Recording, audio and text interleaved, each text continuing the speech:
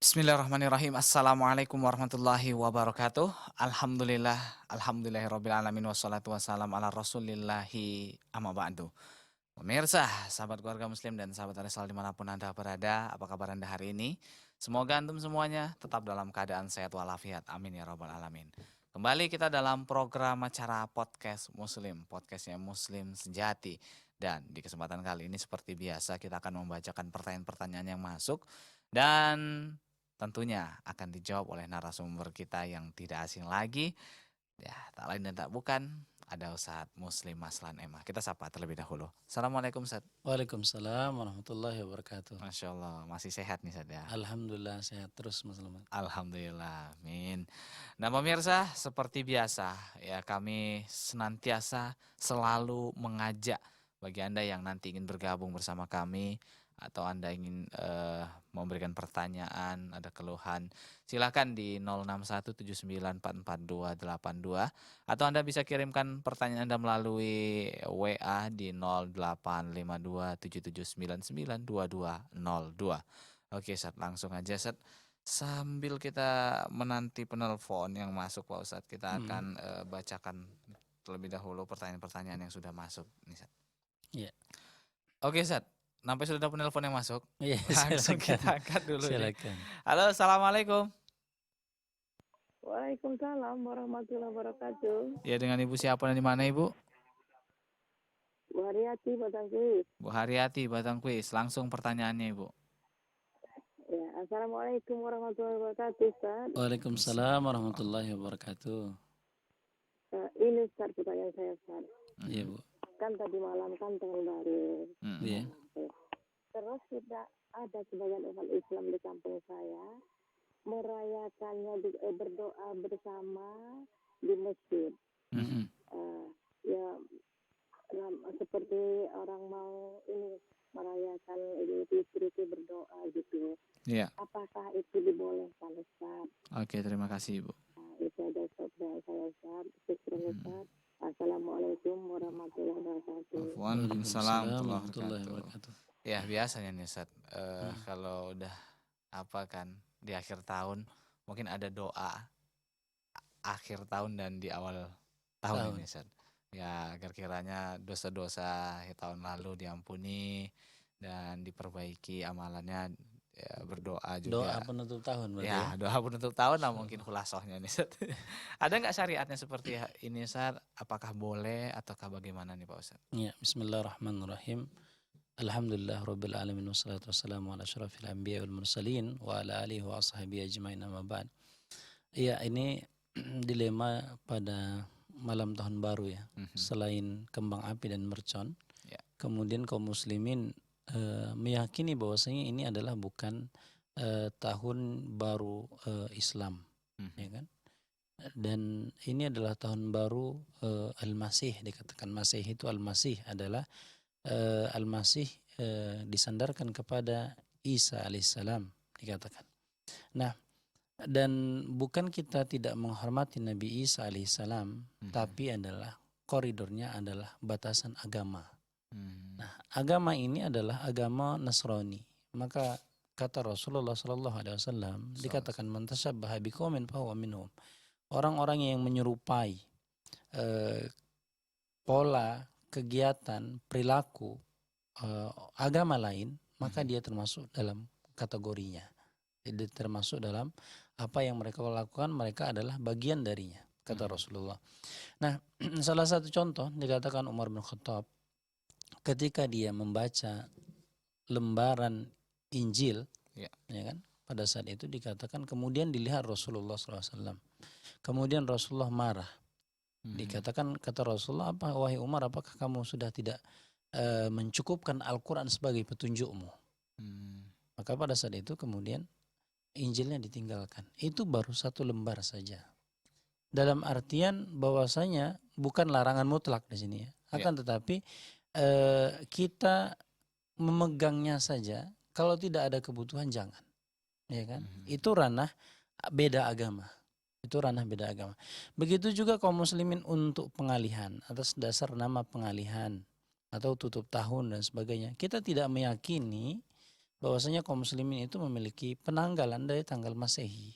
Iya. Karena penanggalan Masehi ini dikatakan adalah penanggalan tahun kita, kata orang-orang Nasrani. Adalah penanggalan tahun Tuhan. Yang kemarin kita jelaskan adalah bahwasanya tidak boleh bagi kita kemudian mengalihkan dengan kegiatan, dengan perayaan lain. Biarpun dikatakan perayaan ini coba diislamisasi. Baik itu dengan kajian, dengan doa bersama, zikir bersama. Secara umum ini tidak ada ritual. Pertama, dikatakan ritual ini tidak ada contoh dari Rasulullah SAW. Karena tahun baru ini, Masehi ini, apakah sudah ada pada zaman Rasulullah? Sudah ada. Dikatakan. Pada zaman Rasulullah juga sudah ada ini. Nah, kemudian bagaimana para sahabat, kemudian para tabi'in, para ulama, maka mereka tidak melakukannya. Membiasakan tahun baru ini. Tidak ada yang istimewa. Sama saja bulan Januari, Februari, maka dibuat sama. Jadi tidak ada kemudian pengalihan isu.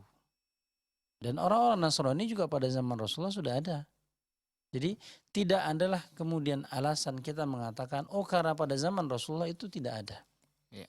Contoh misalnya, kita membahas tentang sepeda motor. Pada zaman Rasulullah nggak ada. Nggak ada. Ya kan?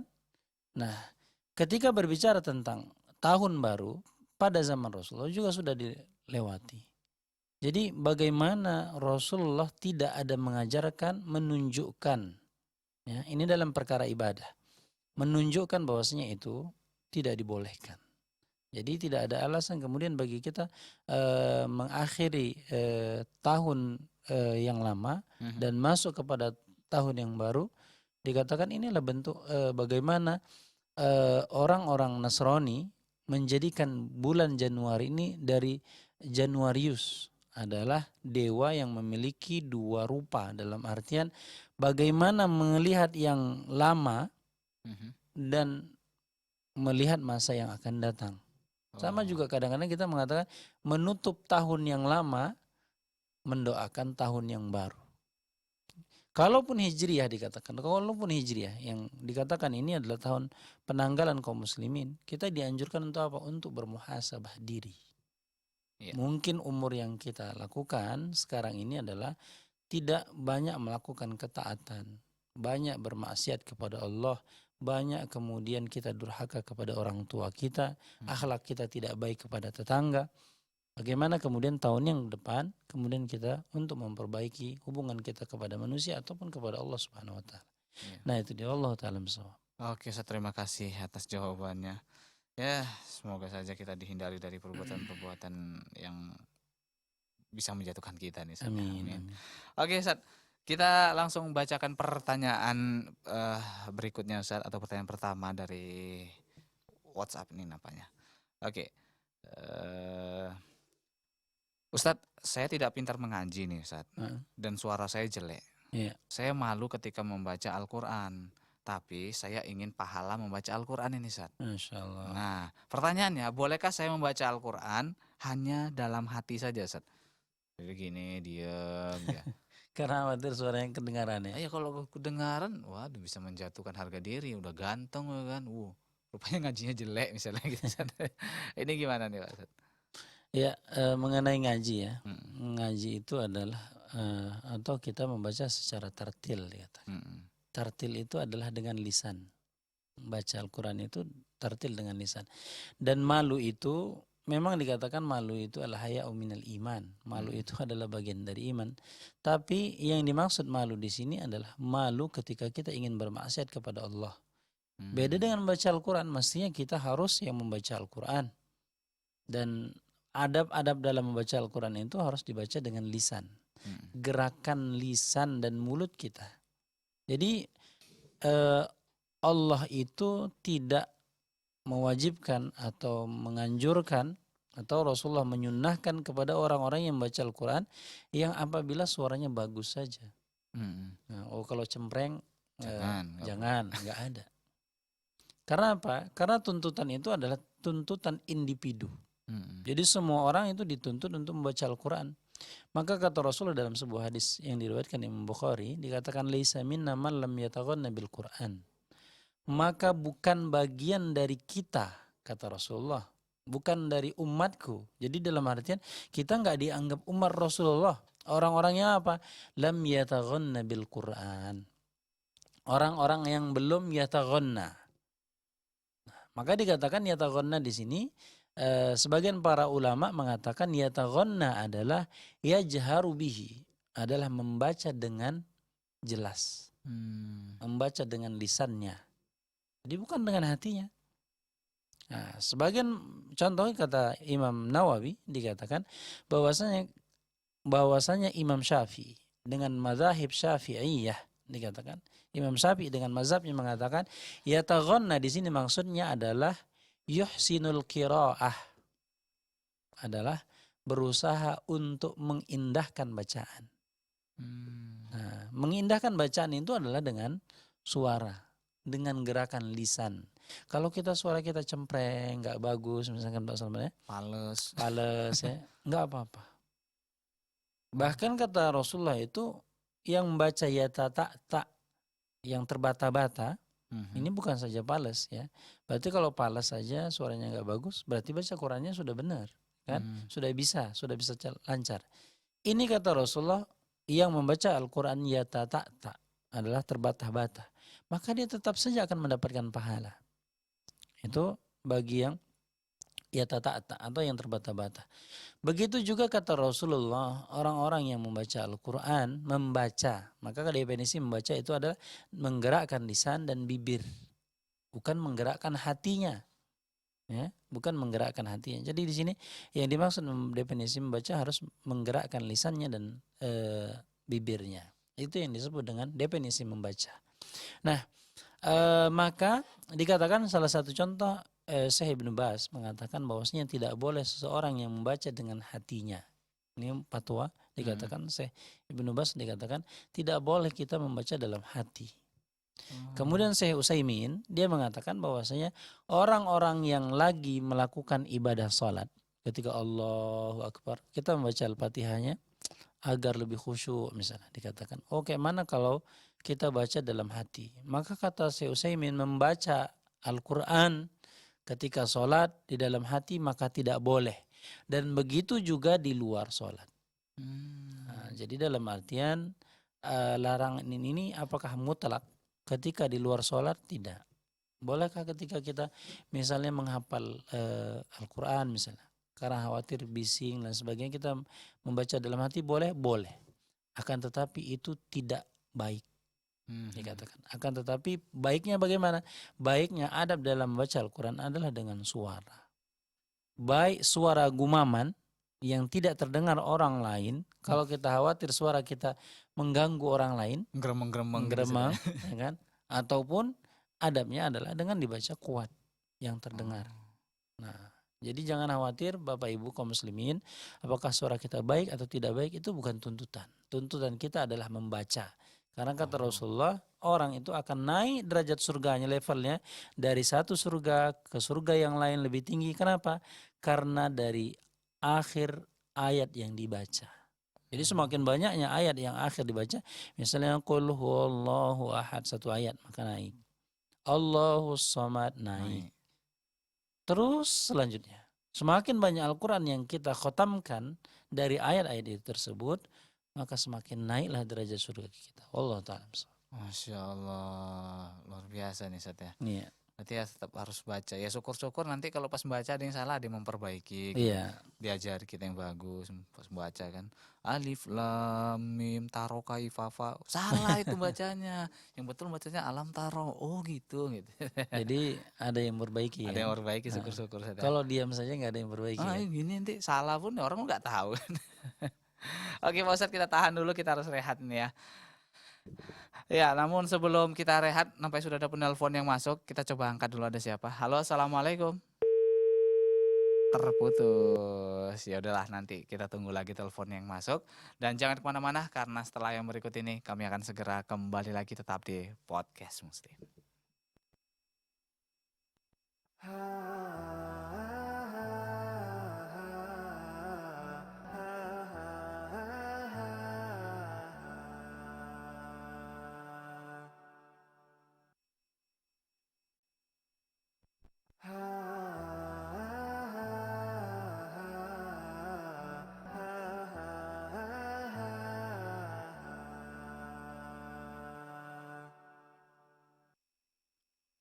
Ya, pemirsa, terima kasih Anda masih bersama kami di Podcast Muslim. Ya, podcastnya Muslim Sejati. Dan kami masih mengajak bagi pemirsa dan pendengar yang mau bergabung bersama kami, silakan di 0617944282 atau melalui SMS dan WA-nya di 0852 77992202. Kita angkat dulu, ada siapa? Halo, Assalamualaikum.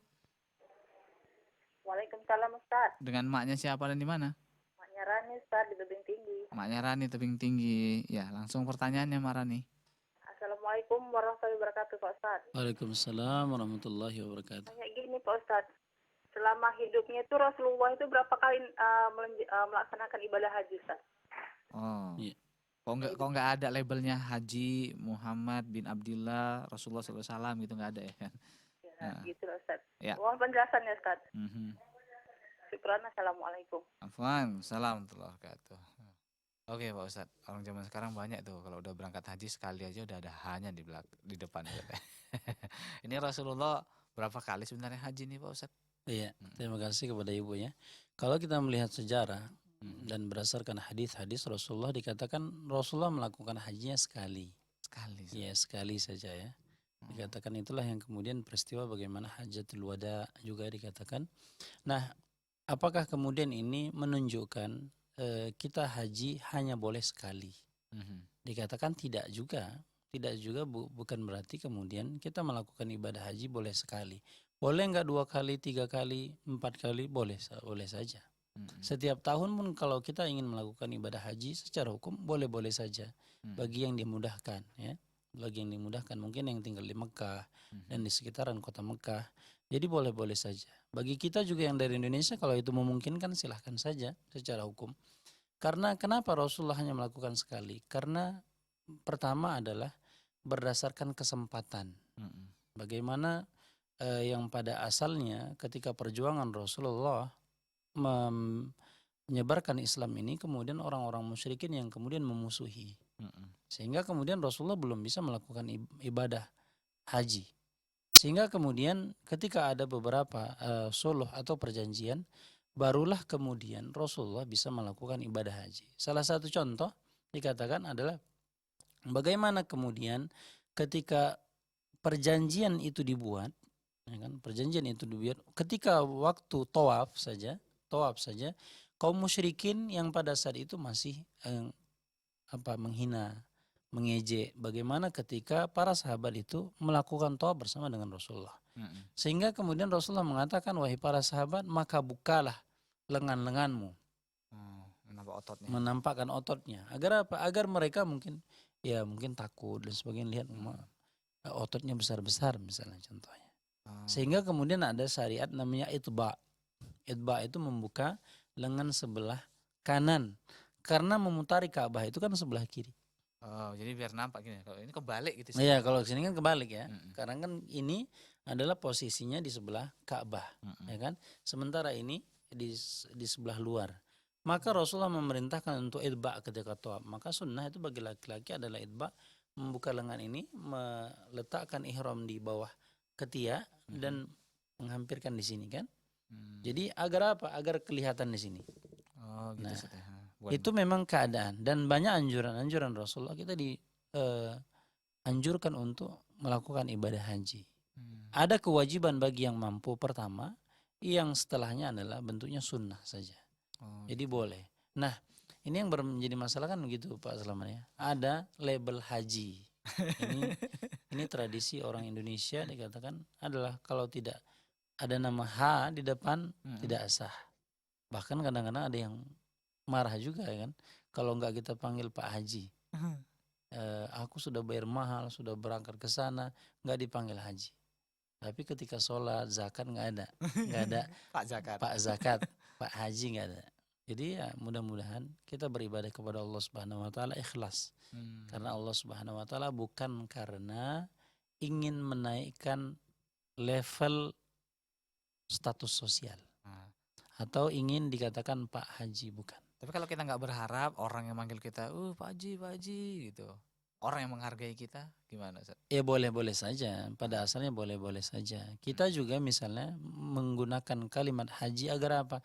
agar orang segan misalnya, dan Mm-mm. kita manfaatkan untuk sarana dakwah misalnya, bolehkah? Boleh. Tapi bukan itu sebagai tujuan dan kemudian itu menjadi satu kewajiban. Kalau tidak, kita marah. Mm-mm. Dan menyembunyikan ibadah itu lebih utama. Oh, gitu. Kita yang menyembunyikan, enggak kita bilang, oh aku tadi baru sholat loh, dan aku setiap waktu sholat. Enggak. Itu bukan satu anjuran. Tapi anjurannya adalah ketika kita beribadah, kita sembunyikan. Agar apa? Agar kita tidak masuk dalam kategori sum'ah. Ingin dikatakan orang. Ya kan? Telinga kita ini kan ingin mendengar orang lain memuji kita. Iya. Nah, itu yang berbahaya. Dan ini adalah termasuk syirik kecil dikatakan. Sama juga dengan apa yang dilihat orang, apa yang dikatakan orang. Nah, maka dikatakan ada di sini riya kecil, ya kan? Riya dengan sum'ah. Itu yang berbahaya. Itu kita khawatirnya jatuhnya itu. Ibadah yang kita lakukan sudah dengan uang yang banyak, harus melakukan. Ini kan fisik dengan harta. Ya. Ibadahnya.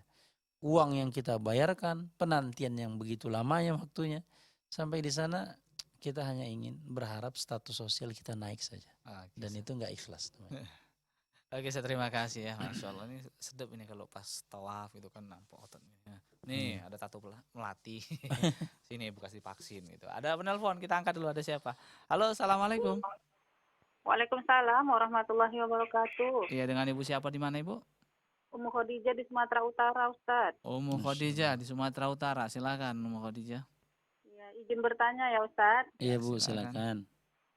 Kan kalau sholat membaca doa tapi dalam hati dan berbahasa Indonesia Ustadz di sujud terakhir. Sujud terakhir. Saya pernah mendengar katanya kalau untuk sholat wajib tidak boleh, tapi kalau untuk sholat sunnah boleh. Begitu Ustadz. Mohon penjelasannya ya Ustadz ya. Iya. Boleh berdoa atau boleh di Kan dalam kalau hati? sujud terakhir kan berdoa kan Ustadz. Aha. Tapi ada yang mengatakan pernah kalau dia sholat sunnah boleh pakai bahasa Indonesia gitu. Oh gitu. Tapi ini saya bertanyanya boleh nggak baca doanya dalam hati tapi pakai bahasa Indonesia gitu, nggak dilapaskan gitu Ustaz. Dalam hati aja. Syukur Ustaz ya atas penjelasannya. Assalamualaikum warahmatullahi wabarakatuh. Assalamualaikum warahmatullahi wabarakatuh. Susah juga kalau kita mau berdoa tapi nggak tahu bahasa Arabnya. Kaya, cari di kamus. Goni misalnya. Itu pas sujud goni kan lucu jadinya gitu. Orang bawa goni. Gitu. Jadi ya udah boleh nggak, ya Allah aku kayakanlah aku ya Allah dalam hati gitu, tapi nggak di lisan. Boleh nggak? Ya. Ibu yang dirahmati Allah Subhanahu wa taala berdoa ya. Berdoa ini memang dikatakan dalam sujud itu, atau kata Rasulullah fi duburi kulli shalah, adalah tempat-tempat mustajab adalah dubur shalah, di belakangnya salat, ya kan? Dubur itu kan di belakang.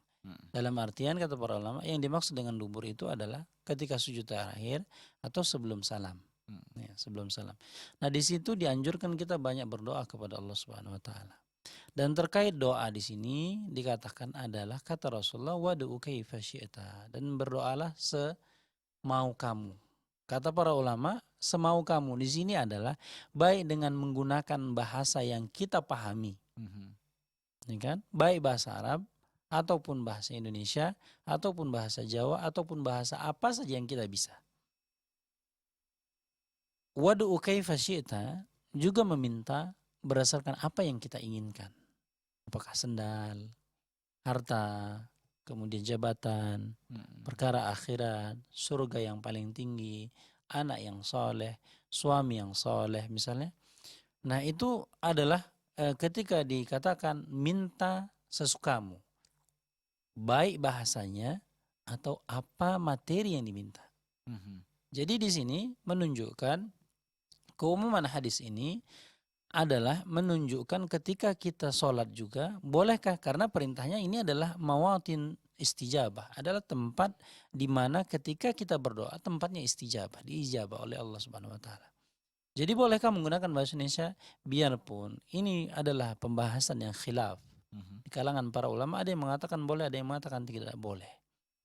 Nah, menurut ana dikatakan berdasarkan khilaf ini dikatakan adalah boleh berdasarkan keumuman hadis tadi, bahwasanya maka mintalah dengan bahasa Indonesia, bisanya bahasa Indonesia maka mintalah.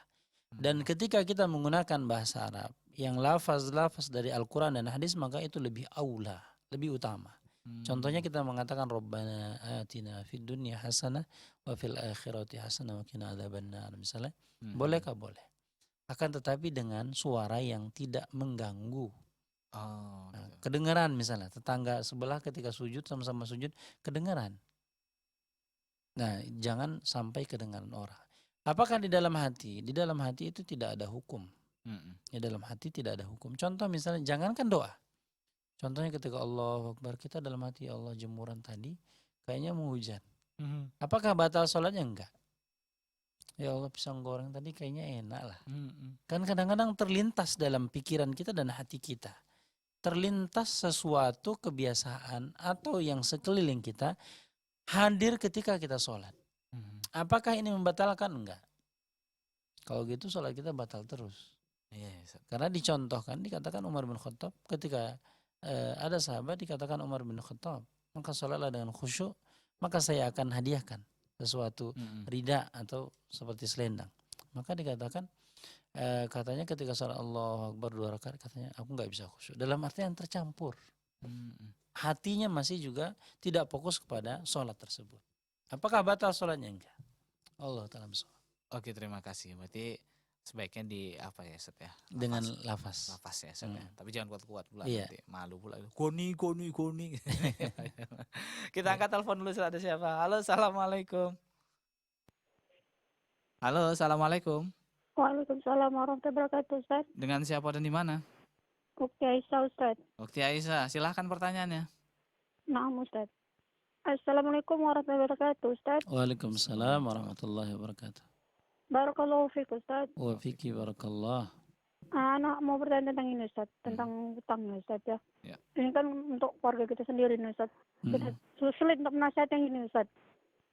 Apakah termasuk orang tua itu dikatakan hutang kepada anak itu, Ustaz? Karena kan kadang orang tua kan kesulitan uang itu kan, Ustaz. Iya. Lalu kan karena yang di dekat ini kan ada anaknya itu kan, Ustaz. Iya. Istilahnya yang berkecukupan itu, Ustaz. Jadi kan orang tua kan ke rumahnya gitu, Ustaz. Orang tua tadi tidak mengatakan minta gitu kan, Ustaz. Iya. Karena orang tua pasti mengatakan pinjam gitu, Ustaz. Hanya 50.000 pun sampai bertahun-tahun pun tetap dikatakan hutang sama anak gitu, Ustaz. Apakah seperti itu gitu, Ustaz? Ketika kita membilangkan kepada yang saudara itu kan, Ustaz, masa orang tua dikatakan segitu aja utang, kita bilang kan. Jadi kalian kapan ngasih orang tua gitu, Ustaz? Iya. Tetap namanya orang tua bilang utang ya utang gitu, Ustaz. Nah itu bagaimana gitu, Ustaz? Iya. Sudah paham pertanyaannya kan, Ustaz? Tolong penjelasannya, Ustaz. Syukran. Assalamualaikum warahmatullahi wabarakatuh. Waalaikumsalam warahmatullahi wabarakatuh.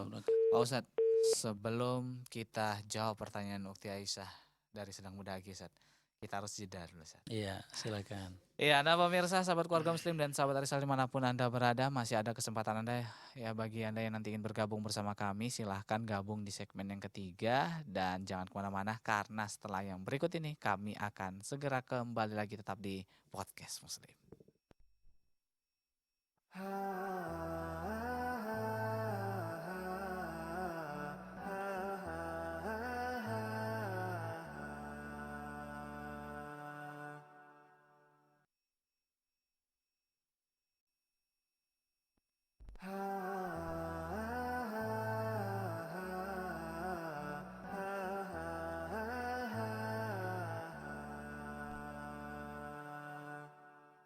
Pemirsa, kembali lagi kita di Podcast Muslim, podcastnya Muslim Sejati. Ya, ada pertanyaan dari Ukti Aisyah tadi sebelum kita jeda tadi, yaitu berkaitan dengan hutang. Iya. Ini orang tua datang ke rumah anaknya nih, Pak Ustadz. Walalih utang sih lah, duitmu 50.000 dulu katanya. Ya udah, karena memang akadnya utang, Maka terus menjadi hutang. terusnya jadi utang ditagih sama anaknya. Tapi kan kalau kita pikir kayaknya nggak layak loh, Ustaz. Iya. Tuh kita semua uang 50.000 kita tagih-tagih sama orang tua kita gitu, Ustaz. Nah, sebenarnya seperti apa nih, Ustaz, hakikat utang itu, Ustaz, dan apakah memang kalau orang tua meminta uang, apakah itu tetap bisa jadi utang, Ustaz? Iya, Masya Allah ya. Ini dilema kehidupan ya. Dilema kehidupan yang senantiasa kadang-kadang kita memperhatikan bagaimana hubungan antara anak dengan orang tua. Pertama, kata Rasulullah dalam sebuah hadisnya, anta wa maluka li abika. Peristiwa ini ada seorang orang tua yang kemudian mengambil harta anaknya. Mengambil harta anaknya. Kemudian sang anak mengadukan kepada Rasulullah bahwasanya orang tuanya mengambil harta anaknya. Kemudian dipanggillah keduanya oleh Rasulullah Sallallahu Alaihi Wasallam, baik bapaknya ataupun anaknya. Sehingga kemudian kata Rasulullah, wahai bapak, benarkah kamu mengambil harta anakmu? Katanya, benar ya Rasulullah. Kemudian bapak ini mengatakan, ya Rasulullah, bukankah saya yang memberikan kehidupannya? Dalam artian yang memberikan nafkah dari dulu, yang membesarkannya.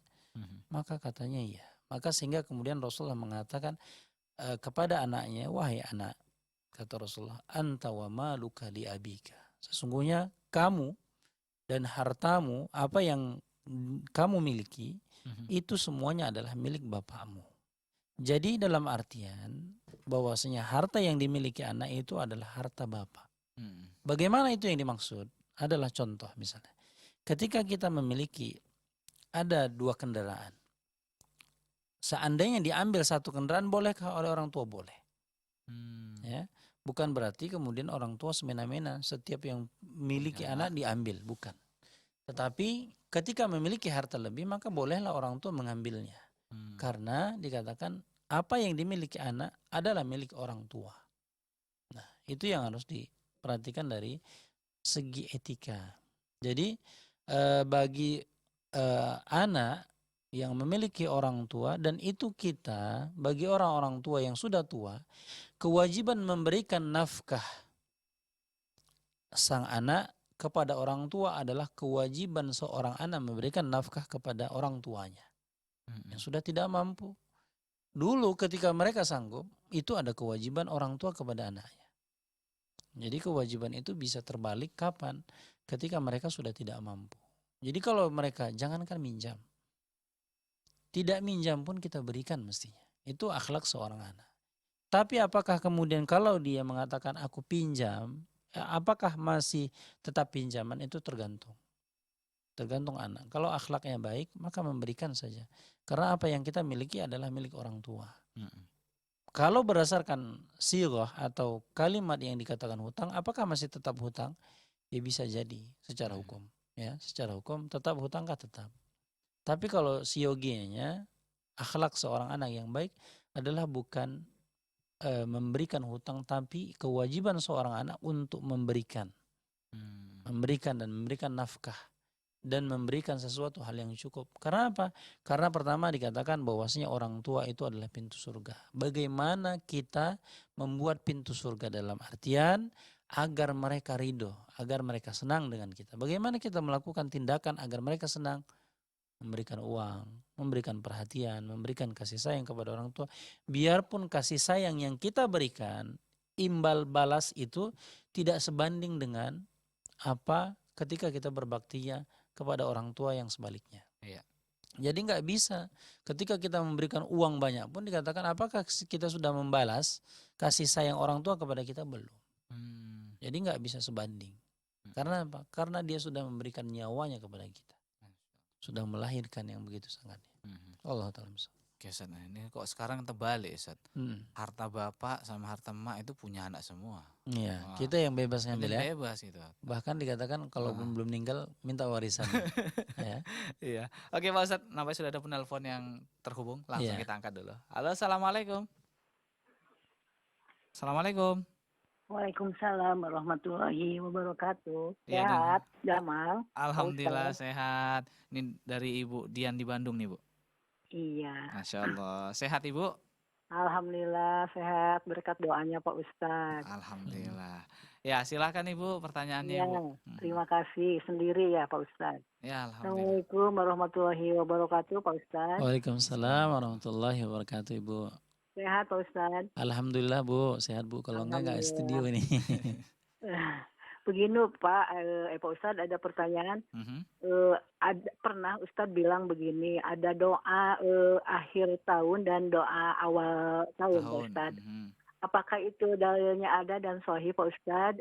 Syukran, ditunggu jawabannya. Assalamualaikum warahmatullahi wabarakatuh. Waalaikumsalam warahmatullahi wabarakatuh. Balik lagi kita masalah doa akhir Akhir tahun tahun tadi, dan Ustaz. awal tahun ya. Apakah memang itu ada dalilnya? Soalnya yang ngomong Ustadz loh ini, Ustaz. Iya. Ah, Ya Allah. dan kalau ada dalilnya, apakah dalil itu sahih, Ustaz? Iya. Ya mengenai tentang doa ya. Ini banyak doa yang kemudian pada asalnya kita berdoa bolehkah boleh. Ya kan? Karena kata Rasulullah dia katakan doa umukhul ibadah. Doa itu adalah sumsumnya dari ibadah. Jadi ketika kita berdoa kapan saja pada hukum asalnya adalah masyru'. Adalah disyariatkan. Nah, manakah doa yang kemudian menjadi bermasalah adalah mengkhususkan. Ketika dikhususkan saja, senantiasa merasa itu adalah sunnah. Kalau kita mau di akhir tahun berdoa, ya Allah, mudah-mudahan tahun ini, tahun yang depan ini, aku menjadi dari orang-orang yang lebih baik beribadah kepada Allah, boleh? Boleh. Tapi ketika kita mengkhususkan, ada anjuran, seolah-olah ini sunnah, itu tidak benar. Dan ini tidak ada. Jadi dalil yang memerintahkan ketika akhir tahun membaca doa dan awal tahun membaca doa, secara khusus itu dikatakan sunnah dari Rasulullah. Yang bermasalah adalah di sini menyatakan ini adalah sunnah, dianjurkan. Kalau di doa secara umum dikatakan dianjurkan oleh Allah dan Rasulnya. Kita untuk memperbanyak doa.